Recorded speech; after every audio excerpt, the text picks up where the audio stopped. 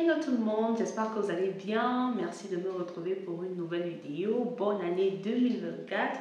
J'espère que vous avez passé de merveilleuses fêtes de fin d'année. En tout cas, de mon côté, ça s'est super bien passé et tout en famille. N'hésitez d'ailleurs pas à regarder les deux vidéos que j'ai postées sur mon ambiance des fêtes de Noël et de Nouvel An, c'est sur ma chaîne.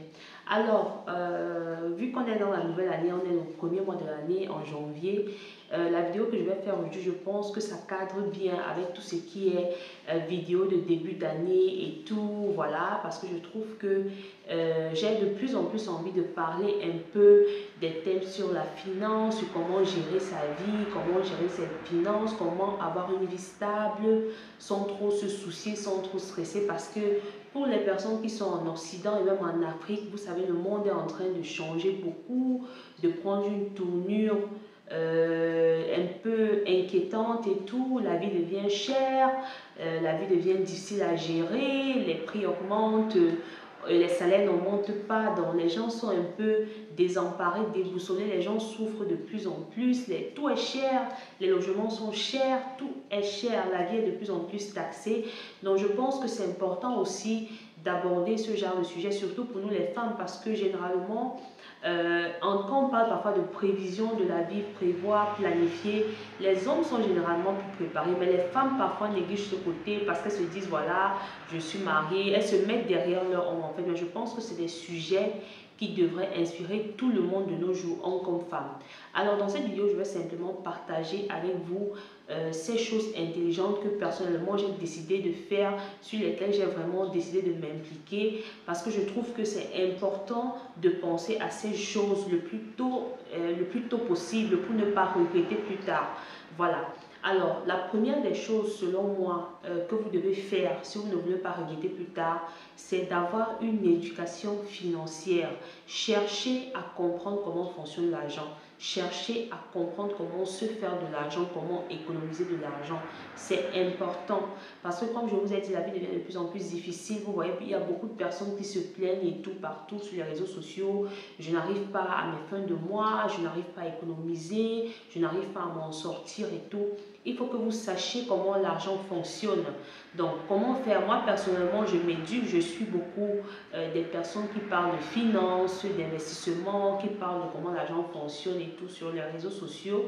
Vous pouvez aussi acheter des livres. Il y a des livres aussi que vous pouvez acheter pour vous éduquer sur la finance, pour avoir une finance, pour contrôler vos finances, pour savoir comment gérer mieux ses finances et tout. La fiscalité aussi, informez-vous aussi sur la fiscalité parce que on subit beaucoup les effets de la fiscalité. Par exemple, quand vous travaillez, on vous coupe énormément de taxes, il y a les impôts, les personnes qui ont des business et tout. Donc, il faut savoir comment ça fonctionne, même pour prendre des décisions importantes en termes de contrat de travail, en termes de salaire, en termes même de profession, de business que vous voulez faire dans votre vie. Ne vous lancez pas juste comme ça, vous travaillez juste pour travailler et tout. Vous devez comprendre comment ça fonctionne pour pouvoir aussi jongler et vous en sortir.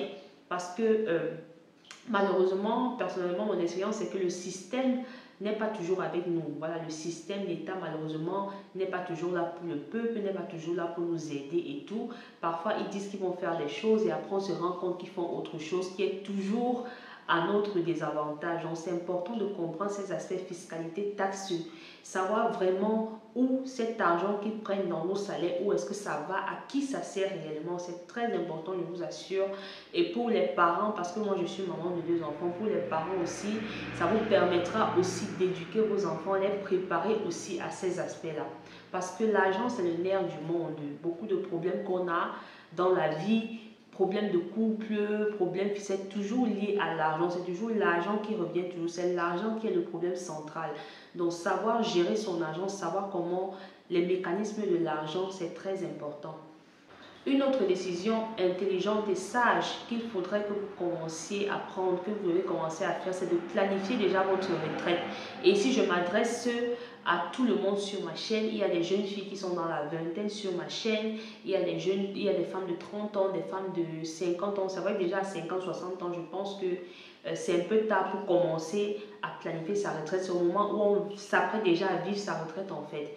Donc pour les gens qui sont dans la vingtaine, trentaine, moi je vous conseille de commencer à penser, planifier, préparer votre retraite. C'est pas quand vous aurez 40 ans, 50 ans que vous allez vous réveiller un matin et vous dire voilà, qu'est-ce que je vais faire maintenant pour ma retraite. Non, ça se planifie avant, ça se planifie bien avant.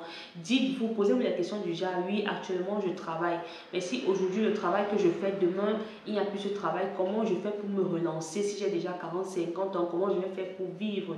Quelle activité accessoire, quelle activité à côté je pourrais faire? Et ça va vous amener à comprendre que vous devez développer vos talents, vous devez développer vos aptitudes, vos habiletés, vos soft skills. Peut-être à côté de ton travail, tu as d'autres talents, peut-être que tu sais coiffer, peut-être que tu sais tricoter, peut-être que tu es forte pour fabriquer des bijoux. Il faut développer ces talents-là parce que ce sont des talents qui vont vous aider après au cas où il y a un chamboulement, un changement.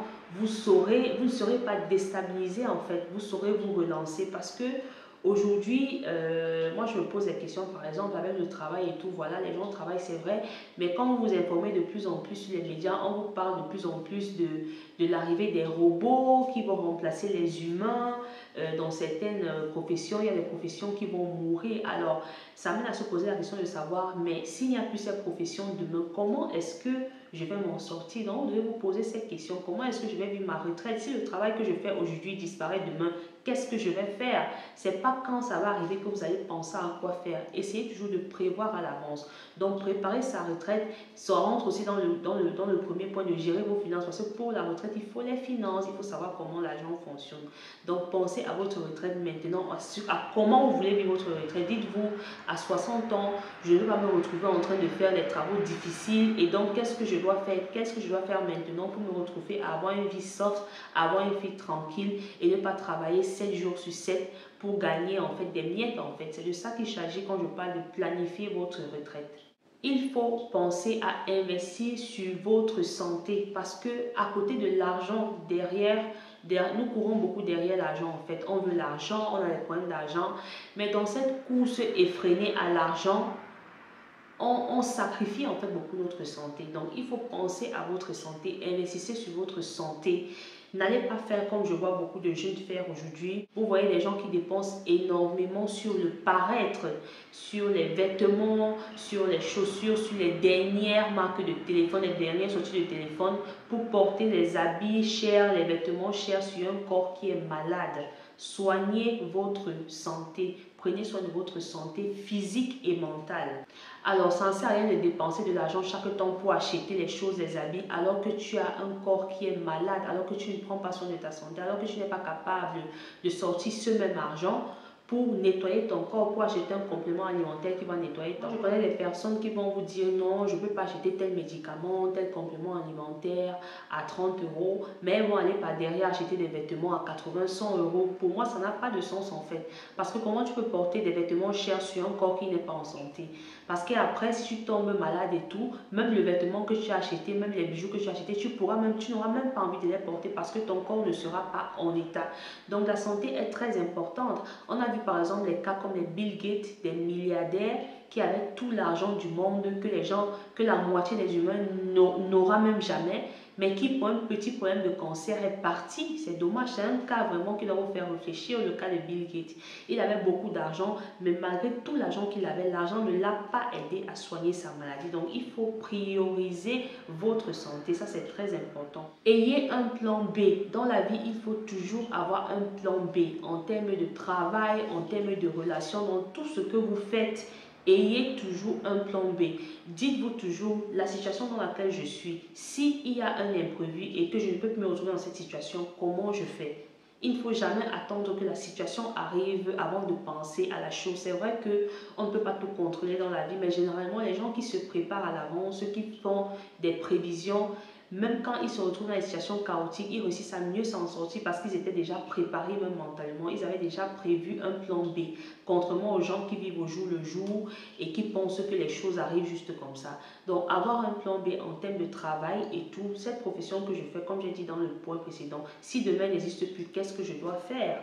Cette relation dans laquelle je suis, ça c'est surtout pour les femmes parce que les femmes, dans ce cas, ce sont souvent celles qui en pâtissent le plus. Parce que généralement, on se rend compte que quand les relations finissent et tout, que les hommes se séparent, ils ont plus le courage, la chance, la hargne de reprendre leur vie en main, de passer vite à autre chose. Mais les femmes, ce n'est pas le cas. Les femmes, parfois, quand elles sont en relation, elles se laissent aller, elles oublient, elles ne se disent pas, oui, si demain cet homme me lâche, si demain ça ne marche pas, comment je fais, voilà. Je ne vous demande pas d'avoir un autre partenaire en dehors de votre partenaire, de vous préparer à l'idée que au cas où cette personne-là n'est pas là demain, ce n'est pas la fin du monde. Vous devez être capable d'avancer avec votre vie, de refaire votre vie, de vous refaire une santé mentale, une santé, voilà, de repasser à autre chose sans être trop affecté, sans être trop déstabilisé, démoralisé, comme je vois parfois beaucoup de femmes faire quand elles avaient mis tout leur espoir sur une relation et que ça n'avait pas marché. Donc, ayez toujours un plan B. Si cette relation n'a pas marché, si ça finit demain, eh bien, je suis capable de refaire ma vie, de me relancer parce que je ne dépends pas sur tous les plans à 100% de cette personne. Pareil pour le travail, pour toutes les situations dans lesquelles vous vous trouvez, demandez-vous toujours s'il n'y a pas ça, si peut-être je n'ai plus ça, si ça change, comment est-ce que je peux faire? C'est très important. Une autre chose intelligente à faire, c'est de penser à investir dans les voyages. Et ça, vraiment, c'est quelque chose que depuis un temps, je me suis engagée à commencer vraiment à penser plus à ça, à essayer de commencer à garder un peu des petites sommes qui vont me permettre de visiter certaines destinations parce que le voyage ouvre l'esprit, le voyage fait découvrir plusieurs réalités, ça fait découvrir d'autres réalités différentes de la réalité à laquelle on est habitué. Et le voyage aussi permet de comprendre qu'il y a plusieurs vérités. Parce que généralement, remarquez bien, les personnes qui restent trop sur une même place, une même ville, un même pays des années, sont des personnes généralement très fermées d'esprit et inflexibles. C'est les personnes que face à certaines situations, elles ont beaucoup de difficultés à s'adapter, à changer parce que justement, elles ont toujours été habituées au même schéma, même ville, même pays, elles ne sortent jamais pour aller découvrir ce qui se passe ailleurs. Et moi, j'ai remarqué que les personnes qui voyagent beaucoup sont très préparées, sont beaucoup plus en avance parce qu'elles voient des choses dans d'autres pays, d'autres villes, d'autres continents que toi qui as toujours été sur place, qui n'a pas pu voyager comme cette personne, tu ne vois pas. Ça, il faut le dire quand même que voyager, c'est un luxe. Voyager, c'est un luxe qui n'est pas donné à tout le monde. Mais j'ai vu des personnes, par exemple, il y a une femme italienne que je suis tout récemment sur TikTok qui m'inspire beaucoup et qui, depuis un moment, voyage beaucoup en Asie où elle a découvert beaucoup de choses et tout. Alors, elle dit par exemple qu'elle se prive de certaines choses. Elle n'achète pas, elle n'est pas du genre à acheter toujours les habits, les ceci. Pour elle, sa façon de se distraire, c'est de voyager. Et j'ai vu beaucoup de gens qui n'avaient pas énormément de moyens le dire. Parce que généralement, quand on parle de voyage, les gens pensent qu'il faut avoir beaucoup d'argent, il faut avoir un compte en banque très plein. Non, c'est un problème de sacrifice et de priorité. Donc, dans un de mes sacrifices que j'ai décidé de mettre en place maintenant, c'est les voyages. Essayer de me dire, si possible, une fois par an, si j'ai la possibilité, aller quelque part, ça peut être dans un autre pays, en Afrique différent du mien, pour voir aussi comment ça se passe. Ça peut être dans d'autres pays d'Europe et tout, je sais pas moi, l'Europe de l'Est, d'autres pays pour voir comment ça passe. Ça peut être même l'Asie, parce que moi, je suis très fascinée par l'Asie. L'un de mes rêves les plus chers, c'est de visiter l'Asie. J'aime beaucoup l'Asie, j'aime la façon de penser des Asiatiques, j'aime leur philosophie de vie, j'aime leur façon de voir la vie en fait. Donc c'est ça, les voyages sont très importants. Il faut voir autre chose, il faut voir d'autres réalités. Parce que quand on reste trop sur place et tout, et quand on vit certains problèmes, certaines situations, on se dit que c'est partout comme ça ailleurs. Et pourtant, c'est faux. C'est faux. Ailleurs, ça ne se passe pas comme ça. Ailleurs, les choses fonctionnent autrement. Voilà. Le dernier point sur lequel je prends beaucoup soin vraiment ces derniers temps, c'est de soigner encore plus ma réputation. Parce que je suis une personne, je fais très attention à ma réputation. Pour moi, j'ai compris très jeune que l'une des choses les plus importantes dans la vie, c'est les relations humaines. Ça, je l'ai compris très jeune. Et la chose qui rend facile et qui permet de garder de bonnes relations humaines sur le long terme, c'est la réputation. C'est votre réputation.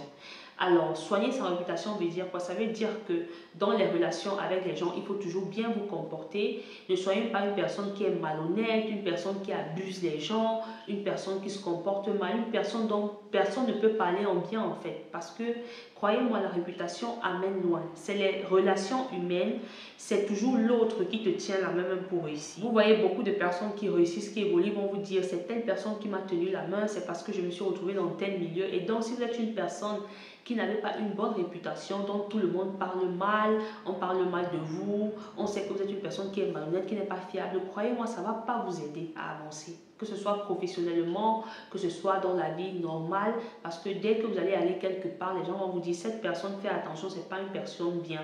Donc il faut travailler sa réputation. La réputation, une bonne réputation, c'est une garantie sur le long terme, ça je vous assure. Voilà, c'est un peu ce que je voulais partager dans cette vidéo. J'espère que cette vidéo va vous édifier et va un peu vous réveiller l'esprit, voilà. Et voilà, moi, comme je vous ai dit, ce sont des choses que actuellement j'ai décidé de travailler beaucoup dessus car je sais que ça va beaucoup m'aider sur le long terme. Je vous remercie d'avoir regardé et rendez-vous dans la prochaine vidéo.